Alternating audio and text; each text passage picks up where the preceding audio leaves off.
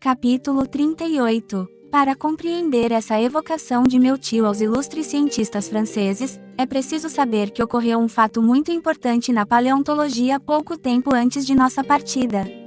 A 28 de março de 1863, empreiteiros de aterros que escavavam nas pedreiras de Moulin-Quignon perto de Abbeville, no departamento de Somme, sob a direção de Boucher de Perfis, descobriram uma mandíbula humana 14 pés abaixo da superfície do solo. Era o primeiro fóssil dessa espécie a ser descoberto. Perto dele, foram encontrados machados de pedra e sílex talhados, coloridos e revestidos pelo tempo de uma pátina uniforme. Foi grande o impacto da descoberta, não somente na França mas também na Inglaterra e na Alemanha. Vários cientistas do Instituto Francês, entre outros Milne Edwards e de Quatrefages, dedicaram-se ao caso de corpo e alma, demonstraram a incontestável autenticidade das ossadas em questão e transformaram-se nos mais ardentes defensores desse processo da mandíbula, como diziam os ingleses. Uniram-se aos geólogos do Reino Unido, que consideravam o fato mais do que certo, Falconer, Buschke, Carpenter, etc., cientistas da Alemanha, entre eles, nas primeiras fileiras, o mais fogoso, o mais entusiasta, meu tio Lidenbrock. A autenticidade de um fóssil humano da era quaternária parecia, portanto, incontestavelmente demonstrada e admitida. É verdade que houve um adversário encarniçado do sistema, Élie de Beaumont.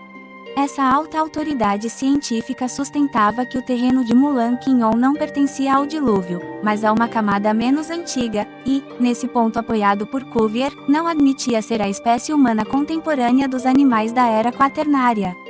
Meu tio Lidenbrock, que concordava com a maioria dos geólogos, manteve sua opinião, discutiu e brigou, e Élie de Beaumont ficou praticamente sozinho na disputa. Sabíamos de todos os detalhes do caso, mas ignorávamos que depois de nossa partida tinham surgido novos dados. Nos terrenos movediços e cinzentos da França, da Suíça e da Bélgica, foram encontradas outras mandíbulas idênticas, apesar de pertencerem a indivíduos de vários tipos e nações diferentes, assim como armas, utensílios, ferramentas, ossadas de crianças, adolescentes, homens e velhos. A cada dia que passava, confirmava-se mais a existência do homem quaternário.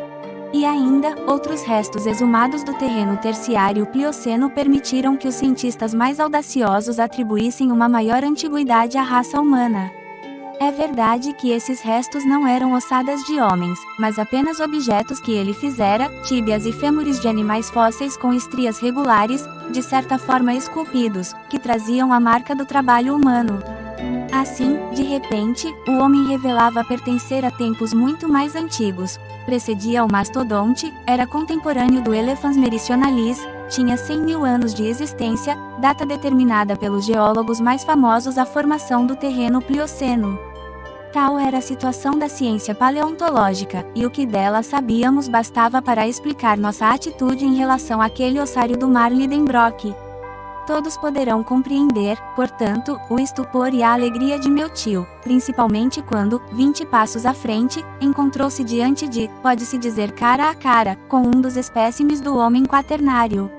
Era um corpo humano perfeitamente reconhecível. Um solo de natureza particular, como o do cemitério Saint-Michel em Bordeaux, seria capaz de conservá-lo dessa forma por séculos? Não sei dizer, mas aquele cadáver, pele esticada e pergaminhosa, membros ainda flexíveis, ao menos a visão, os dentes intactos, vasta cabeleira, unhas do pé e das mãos horrivelmente compridas, revelava-se tal como vivera. Fiquei mudo diante daquela aparição de outra era. Meu tio, tão loquaz, tão falador normalmente, calou-se também.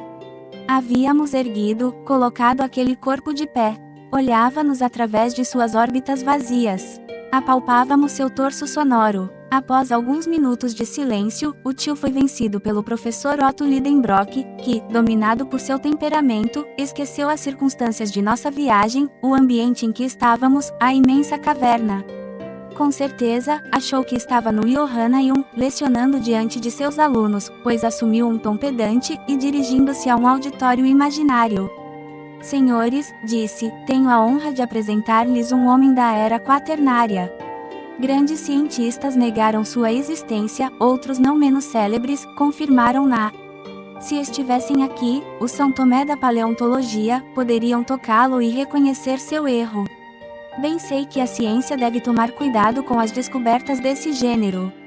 Não ignoro que charlatães como Barnum e outros da mesma espécie exploraram os homens fósseis de forma desonesta. Conheço a história da rótula de Ajax, do pretenso corpo de Oreste encontrado pelos espartanos e do corpo de Astérios com 5 côvados de comprimento, mencionado por Pausanias. Li relatórios sobre o esqueleto de Trapani, descoberto no século XIV, no qual se teria reconhecido Polifemo, e a história do gigante desenterrado no século XVI nos arredores de Palermo.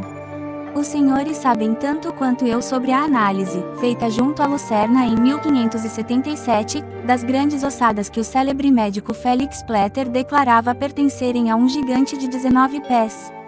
Devorei os tratados de Cassanion e todas as memórias, brochuras, discursos e réplicas publicadas a propósito do esqueleto do rei dos Cimbrios, Teutobochus, invasor da Gália, exumado de um areal do Delfinado em 1613.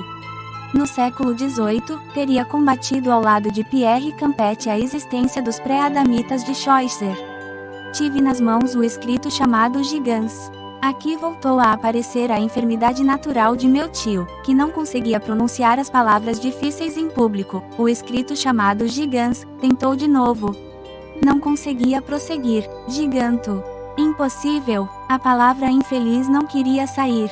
As risadas teriam dominado o Johannaium. Gigantosteologia, arrematou o professor Lidenbrock entre 2 palavrões. Depois, continuando em grande forma e animando-se, sim, senhores, conheço todas essas coisas. Também sei que Cuvier e Blumenbach reconheceram nessas ossadas simples ossos de mamutes e outros animais da era quaternária. Mas, nesse caso, qualquer dúvida seria uma injúria à ciência. O cadáver está aqui, vocês podem vê-lo, tocá-lo. Não é um esqueleto, é um corpo intacto, conservado apenas para o estudo antropológico. Não quis, de forma alguma, contradizer essa asserção. Se eu pudesse lavá-lo com uma solução de ácido sulfúrico, continuou meu tio, eliminaria todas as partes terrosas e as conchas resplandecentes nele incrustadas. Mas não disponho do precioso solvente. No entanto, mesmo neste estado, o corpo poderá contar-nos sua própria história. Naquele momento, o professor pegou o fóssil do cadáver e manobrou-o com a habilidade de mostrador de curiosidades. Como vocês veem, não tem 6 pés de comprimento e estamos longe dos pretensos gigantes. Quanto à raça a que pertence, é incontestavelmente caucasiana. É de raça branca, de nossa raça. O crânio desse fóssil é regularmente ovoide, sem desenvolvimento das maçãs do rosto nem projeção do maxilar. Não apresenta qualquer característica do prognatismo que modifica o ângulo facial. Meçam o ângulo, é de quase 90 graus. Mas irei ainda mais longe nas deduções e ousarei dizer que essa amostra humana pertence à família japética, espalhada desde as Índias até os limites da Europa Ocidental. Não sorriam, senhores. Ninguém estava sorrindo, mas o professor estava tão acostumado a ver o sorriso desabrochar nos rostos durante suas dissertações científicas. Sim, continuou ainda mais animado, eis um homem fóssil, contemporâneo dos mastodontes, cujas ossadas se amontoam neste anfiteatro. Não me permitiria dizer por que caminhos chegou até aqui, como essas camadas que o esconderam escorregaram até essa cavidade enorme do globo. Sem dúvida, na era quaternária, perturbações consideráveis ainda manifestavam-se na crosta terrestre. O resfriamento contínuo do globo produzia rachaduras, fendas, falhas para onde provavelmente resvalava parte do terreno superior. Não é nada decisivos, mas, enfim, o homem está aqui, cercado de obras feitas por ele, machados de sílex talhados, que constituíram a Idade da Pedra, e a menos que tenha vivido como eu, como turista, como pioneira da ciência, não posso colocar em dúvida a autenticidade de sua origem antiga. O professor calou-se e rebentei em aplausos unânimes. Além disso, meu tio tinha toda a razão, e mesmo gente mais sábia que seu sobrinho não poderia refutar seus argumentos. Outro indício: aquele corpo fossilizado não era o único daquele imenso ossário. A cada passo naquela poeira encontrávamos mais corpos, entre os quais meu tio poderia escolher os mais maravilhosos para convencer os incrédulos. Na verdade, as gerações de homens e animais misturados naquele cemitério eram um espetáculo surpreendente. Mas havia um problema grave que não ousávamos resolver. Os seres animados haviam escorregado devido a uma convulsão do solo para as margens do mar Lidenbrock quando já reduzidos a pó? Ou teriam vivido aqui, neste mundo subterrâneo, sob este céu artificial, tendo nascido e morrido como os habitantes da Terra? Até então, os monstros marinhos, os próprios peixes haviam aparecido vivos para nós. Será que algum homem do abismo ainda estaria errando pelas praias desertas? Obrigado por assistir o vídeo. Se está gostando desse audiolivro, não esqueça de se inscrever no canal, deixar o gostei nesse vídeo e ativar o sininho para não perder os próximos capítulos. Também compartilhe com alguém que vai gostar dessa história. Clique aqui para escutar o próximo.